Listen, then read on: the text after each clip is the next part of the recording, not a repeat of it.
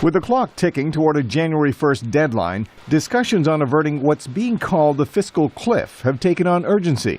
Before beginning negotiations with Congress on Friday, President Barack Obama outlined his priorities. Right now, what I want to make sure of is that taxes on middle-class families don't go up, and there's a very easy way to do that. We could get that done by next week. Mr. Obama says extending the Bush-era tax cuts only for those families earning less than $250,000 a year removes immediate threat, even as negotiations on spending cuts continue. But congressional Republicans insist taxes must remain low for all Americans. Republican House Speaker John Boehner says that includes the wealthiest Americans. Everyone wants to get our economy moving again. Everyone wants to get more Americans back to work again.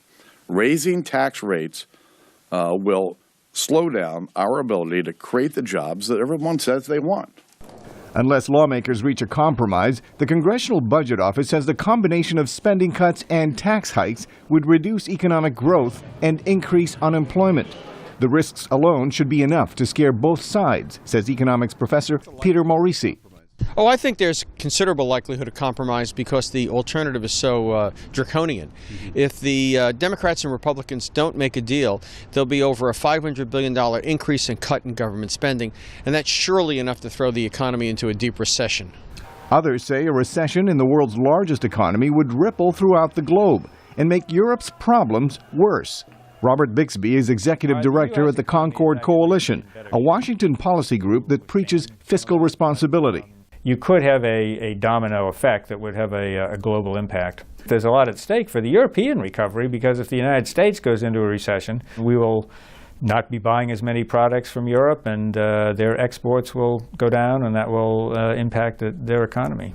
Professor Morisi says simply raising taxes on the wealthy will not solve the U.S. fiscal crisis. He says a compromise that doesn't include reforms to popular social welfare programs is doomed to fail. U.S. entitlement spending is spinning out of control. If we have another 6 years like this, which is likely, the United States either faces draconian taxes on its middle class, shutting down its military, or shutting down the rest of the government. Averting a crisis likely means sacrifices from both sides. But whatever happens after January 1st, experts say the outcome should be seen less as a barometer of U.S. economic health and more the symptoms of a dysfunctional political system.